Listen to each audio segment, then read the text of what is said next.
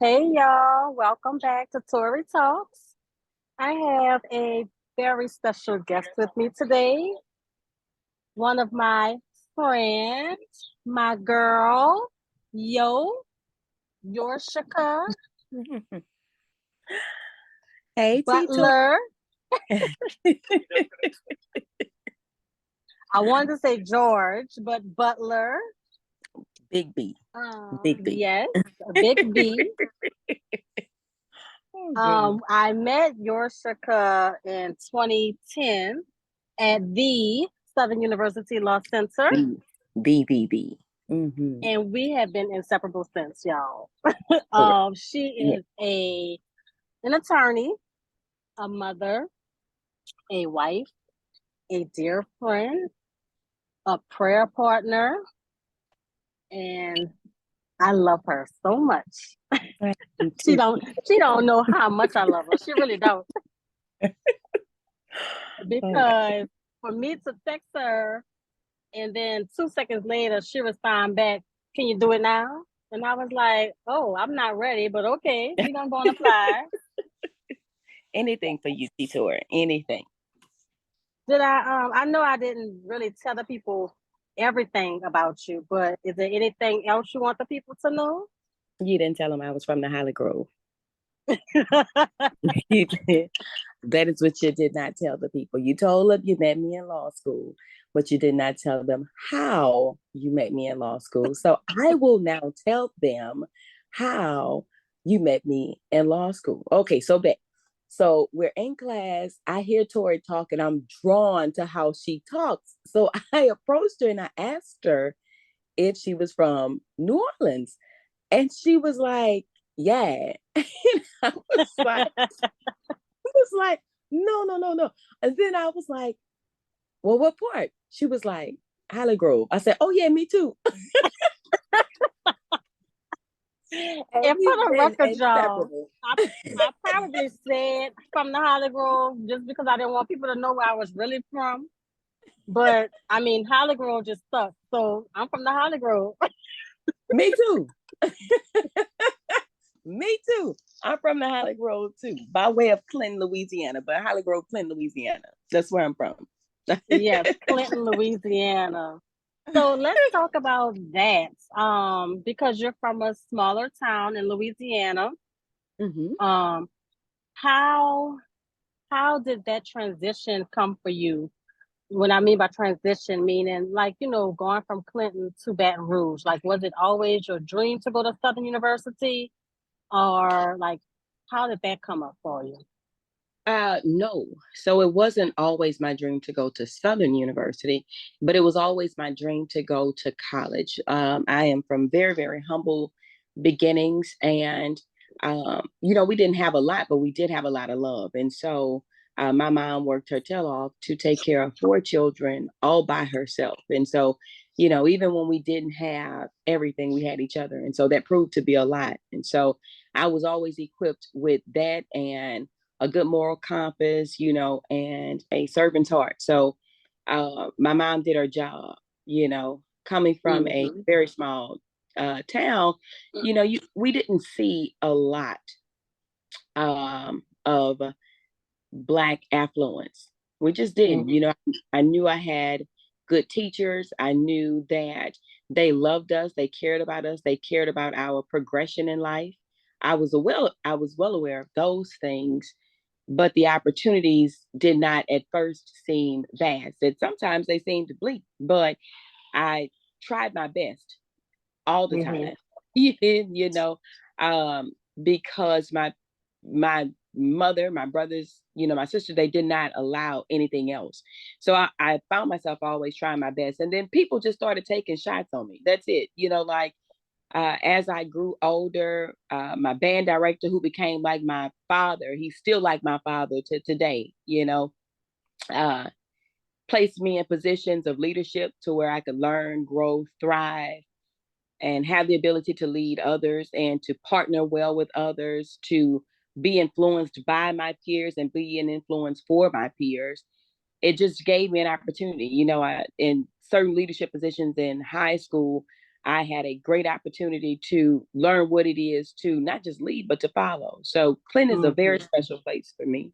It will always be a very special place for me because it gave me my best and most in my fresh start. The people there, I still love them to death.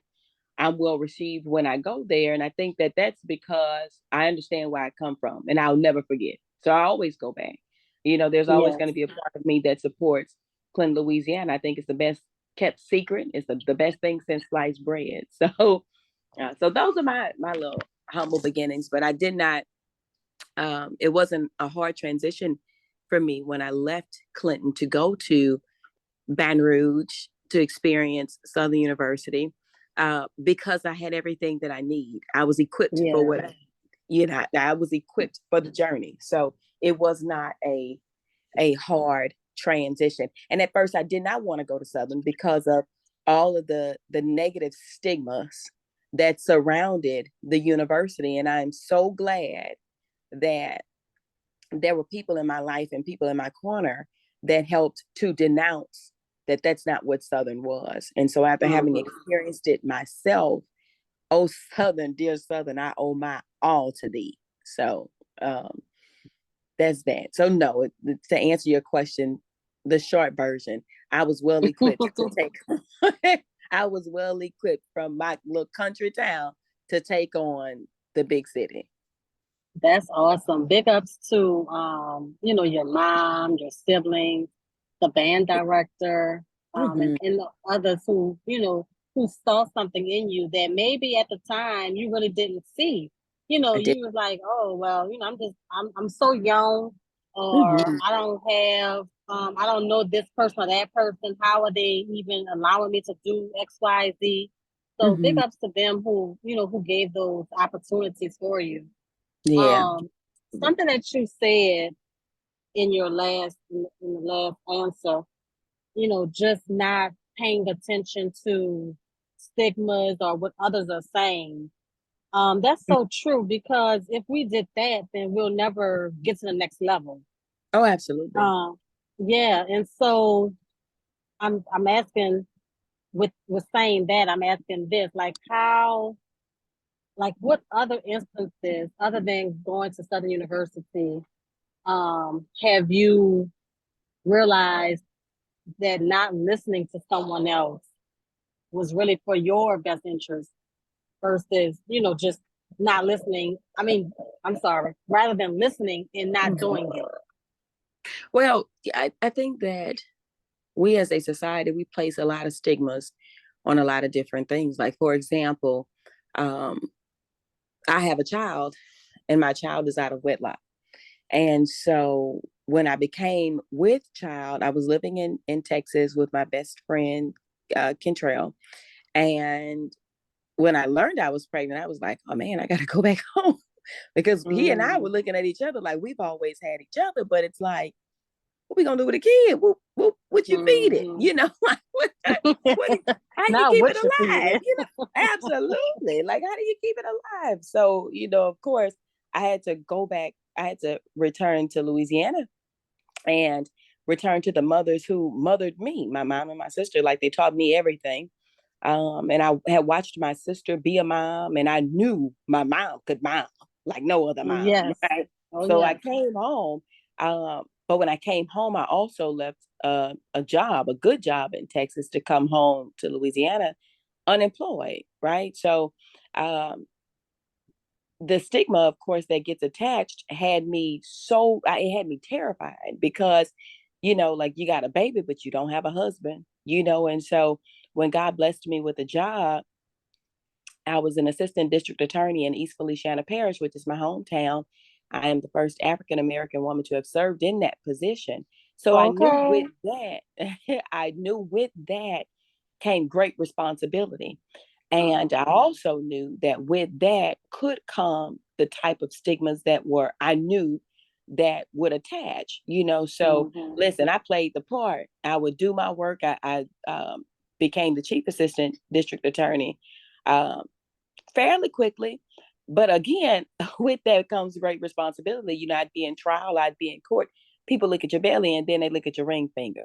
right? And Mm-hmm. so Mm-hmm. now, I mean, I don't have to tell you as a practicing attorney, now the jury is more concerned about who my baby daddy is than they are about, this person who may have committed a grave crime. So I remember, Tori, I bought like a fake ring. Like I bought like this little stunner, like little band ring. So it Wow. would not be a distraction for for me, or the stigma would not just be attached to me, because I was so engulfed in what were people going to think. Again, I'm returning home to where, I'm in this space. I'm class president, I'm student body president, I'm the battalion commander, I'm the band captain, I'm the baritone section leader.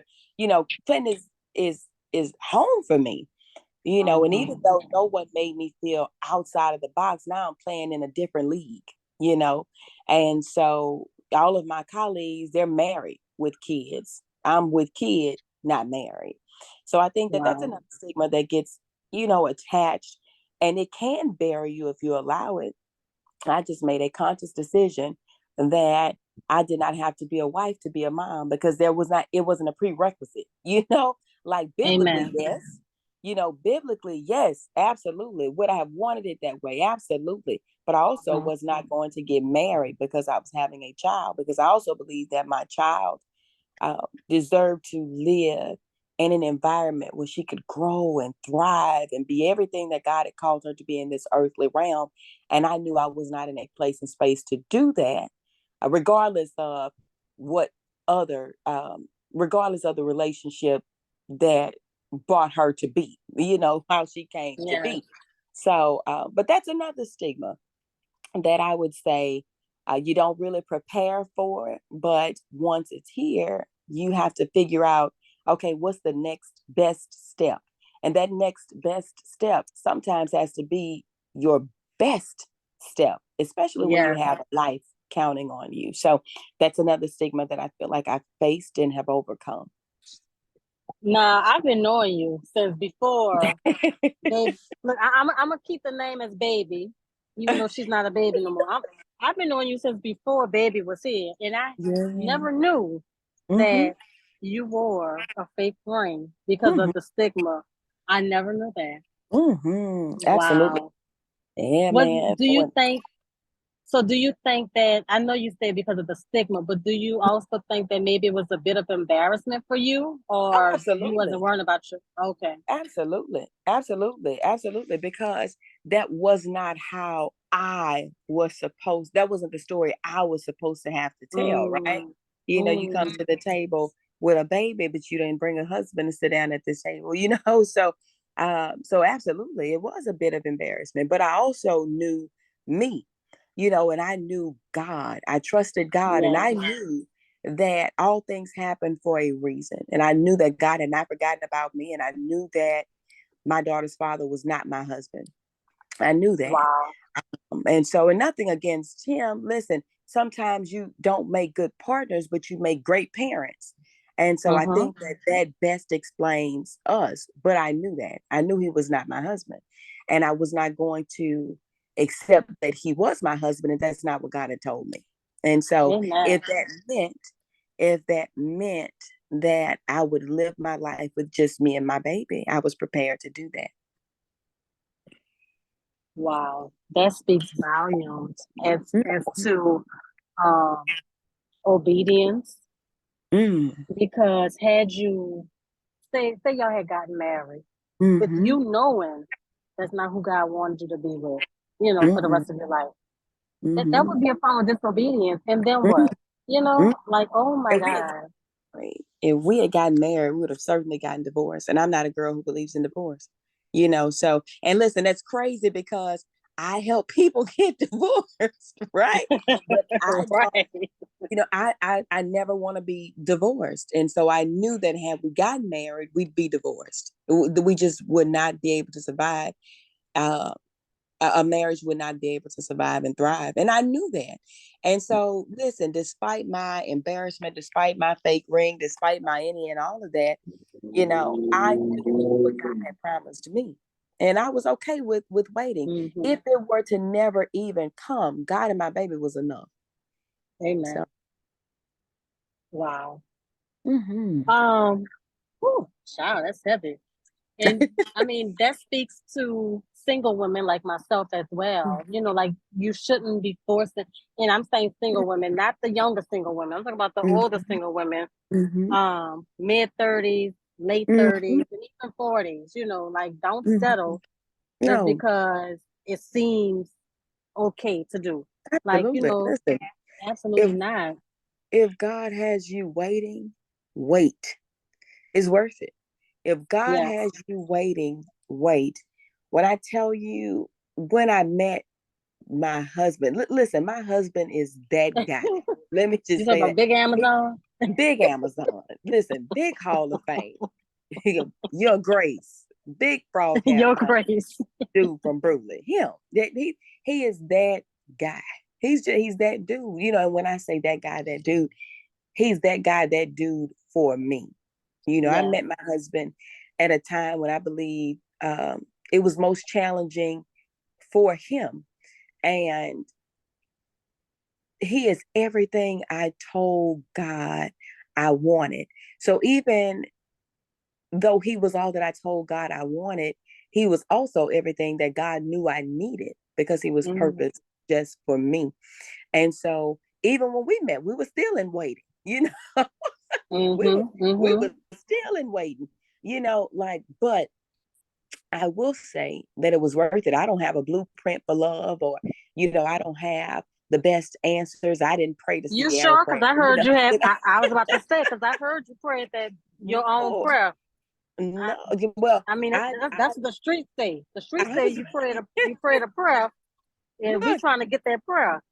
I'm telling you, listen, I remember our good friend Bridget that we went to law school with. Bridget asked me not long after we got married, she was like, listen, I want the Sierra prayer. Like, I want the prayer you pray.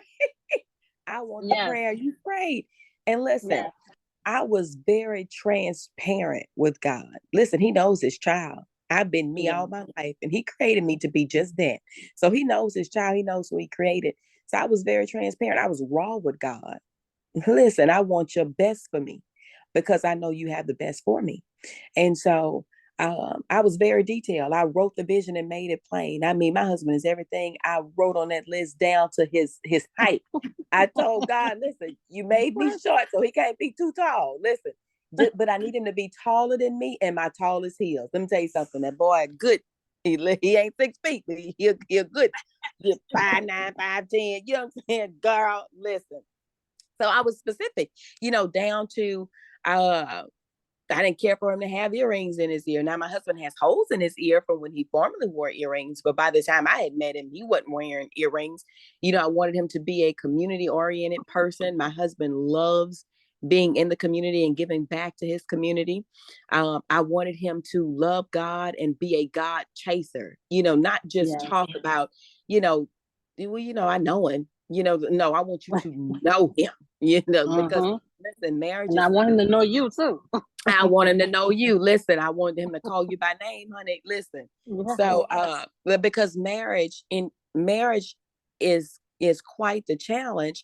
And so you have to have a foundation. And I know that my husband loves God, and I know that he leads our family in a way that I could not have led my daughter, just me, because I did Mm-hmm. not have the tools to do that. And I also didn't have the tools to be the head of a household. I don't want to be equal to my husband. I want him to treat me equally. I want him to treat me with respect and dignity and not talk down to me or whatever, but I don't want to shoulder the things that he shoulders. I don't want to. Mm-hmm. I just want to make it a peaceful environment so that he's able to shoulder the things that he has to shoulder as a man and for his family. So Yes. but I did not pray a single out special prayer. I prayed a prayer based on, and it may be a selfish prayer. I told God exactly what I was. Listen, I wanted him to have a nice set of teeth. Listen, And I guess was what? He very, had that. listen, boy got everything. Boy got teeth. Okay. Boy got teeth. Got teeth. That man got teeth. Okay.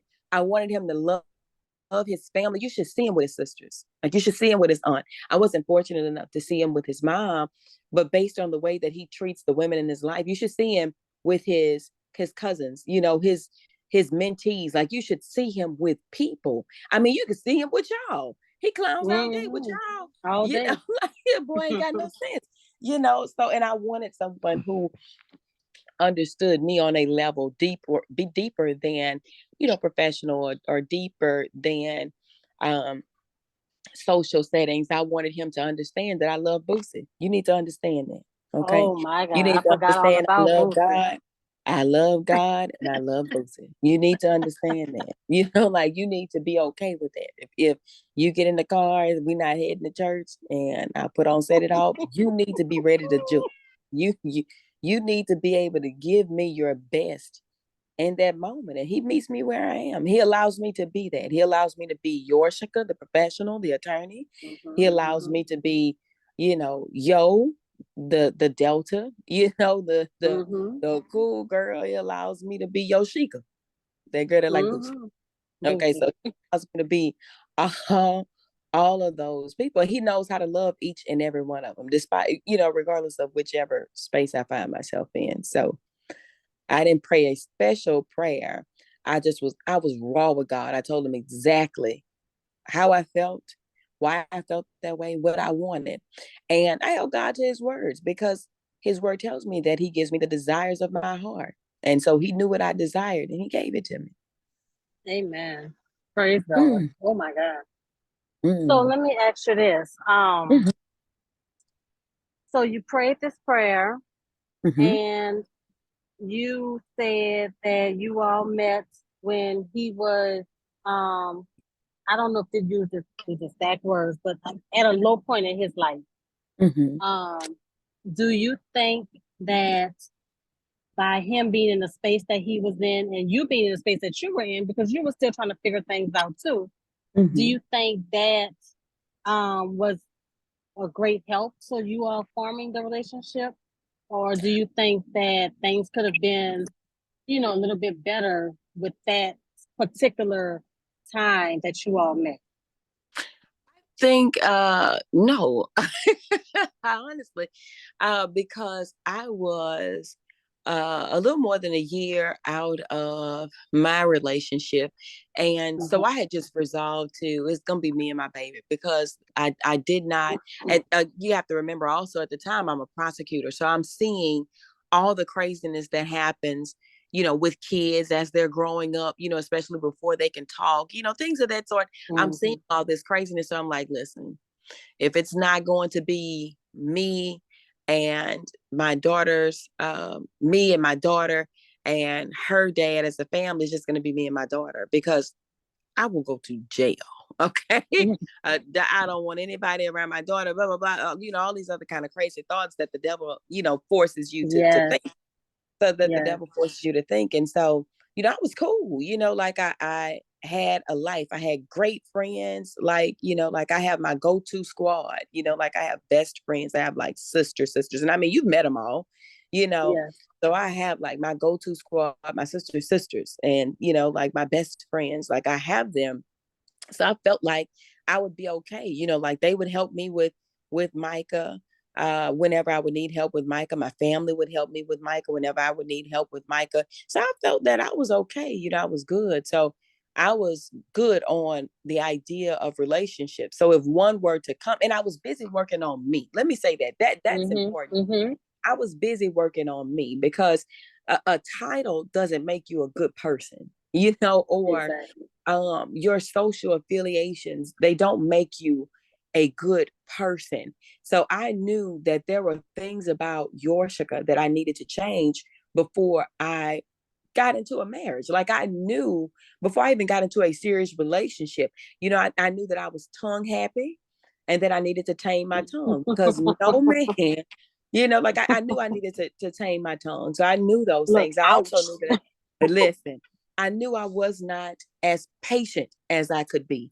And so I needed to work on my patience. I also needed to work on my being submissive because in all of when I was raised, as I mentioned earlier, I was raised by just my mom. And so in my mind, the woman does everything because in my household, I saw the woman do everything.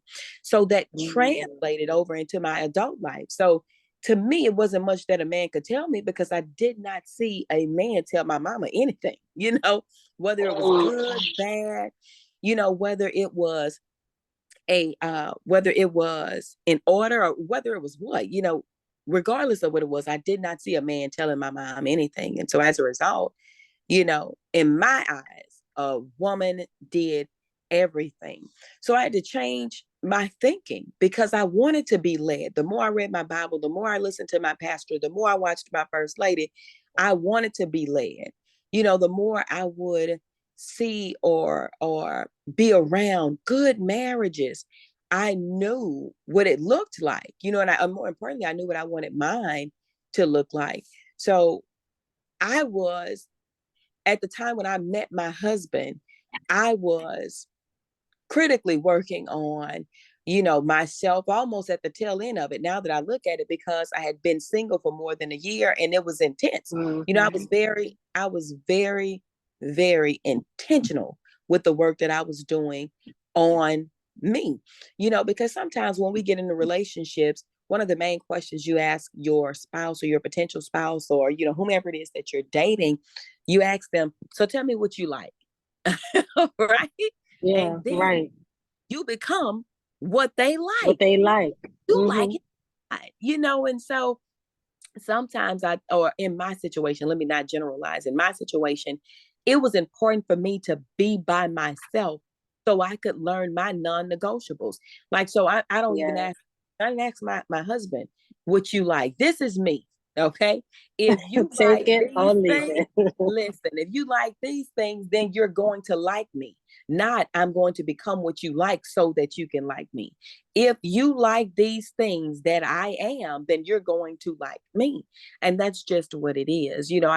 We have to stop becoming what people say they like, and we're not that. But we become that because we like them. Well, you're not going to be able to transform your whole self to becoming what someone likes temporarily. No. And so I had developed my non-negotiables, and this is all of them, Yes. And All if of you them. like Okay. it, cool, bet. If you don't, cool, bet. But I had developed enough, friendships and relationships that had spanned years and years and years and years. And I mean, I have loyal friends, crazy loyal friends. My line sisters, like my best friends, like listen, crazy loyal friends. So I knew how to nurture relationships, right? So I Mm-hmm. knew that I was good in that area. Like I knew Mm-hmm. I was cool enough, like I knew I was dope some kind of way. So I'm just not being silly. But I knew that these are the things that I packed to the table. And I knew going forward that I was not willing to negotiate with any of those things unless they proved harmful to a relationship. And those Yeah. things I had to self check too. I went to counseling. And I learned and discovered and learned to love all over again. I fell in love with me. And so once you get to that place and space to where you love you more than anyone could ever love you, you're okay with moving forward. And so that's where I was. And when I met my husband was not in that place and space. And so hindsight is Mm. always 2020. I didn't know, you know, how long it would take for my husband to get to the place and space I was, but I was sure he was my husband. I was Okay. sure he was my husband. And some days were harder than others, because listen, the boy fine, he all these other kind of things and all this other, but he's also, he can be stubborn, he can be firm, he can be direct, he can be all of those things. And so some days it's hard to deal with all of that he is. But I can also be stern and firm and direct. And I'm sure, you know, Mm-hmm. I've been trained to be that way. So I'm sure it's harder to Yes. deal with me Yes. than it is to be with him. But no, I think that I was more ready than he was. And it was just another lesson in patience. Wow. Girl, you Man, had me so full over here. girl, I'm not about to play with you, girl. We should have been on video so you could just see my face. Oh my Girl, God. I'm so Lord, full. Lord have mercy. That's all right. Listen. I'm going to write another prayer because I think the prayer that I wrote down before it's not working. So Well, So listen, I'm going to write another prayer. let me tell you something. You have helped with my prayer life so much. And so, whatever prayer that you're writing, stay committed to it Hmm. because you have helped me in more ways than I care to count, in more ways than I can count. You're a good person through and through. You're kind, you're loving, you're funny, you're free spirited. You are the epitome of what a woman and a lady is. So, whatever you have told God that you want in a spouse, in a husband, I touch and agree, honey. Because if anybody, listen, he's no respecter of person. So if he did it for me, I know he's going to do it for you. I know Amen. he'll do it for you. So, honey, listen, I am excited to help you plan your wedding just like you planned mine. To walk down the aisle. I hope you let me walk down the aisle to boost it. Listen, I'm Oh going my to God. Silk City, okay? But no, you stay committed to that prayer because God is capable of anything and everything but failure. But I will say Yeah. this, sometimes we have to adjust our prayers. Sometimes we do. And sometimes we may have to pray a little bit of a selfish prayer, Hmm. because I don't believe that God wants us guessing. He wants us firm and our thoughts and our beliefs. Either you're going to be hot or cold. You cannot be lukewarm. So Yes. with Yes. God for, challenge that he will do it. He's going to do it. He has to do it because that's what his word promises. The promises of God are yes and amen, man. And so he has to do it. His word will not return void. It cannot. And so that's the peace that I always carried with me. It's the peace that I carry with me today. And when I tell you, listen, I have amazing people in my life that have, those people have helped me to become who it is that I am today. And I'm still growing, I'm still becoming. But the people that I surround myself with, they pour into me selflessly. Like some of them, I think they give me everything that they have. Selfish. Look, I mean, they are selfless. They share everything with me. They give Yeah. me so much hope, so much inspiration, so much positivity. I don't have any squares in my circle intentionally. I don't. You Okay. know, I I surround myself with people that can give me the same energy that I am willing to give them. Because you have to water relationships and friendships. You have to absolutely foster them. And so it's the same thing with the marriage. You have to water it. You have to foster it. You have to be committed every day. Every day I wake up, I thank God. I thank Him for everything that He allows me to see and to witness. I tell my husband I love him. I tell my children I love them. And that sets the tone for the day. That's it. That's it. That's it. Well, look, this time running out. So I just want to thank you so much, yo. Oh my God, girl, I'm so full. I need to go take a walk Girl, or something. But you better this was stop. awesome. This was awesome at the last second because Mhm. had you not said let's do it now, I probably would have put it off and put it off and put it off. So thank you again for Absolutely. coming talk to me, and I can't wait for this to air. I can't wait. Girl. Oh, we gonna cry together next time. I'm gonna comb my hair so the people can so the people can put a face with a Holly Grove native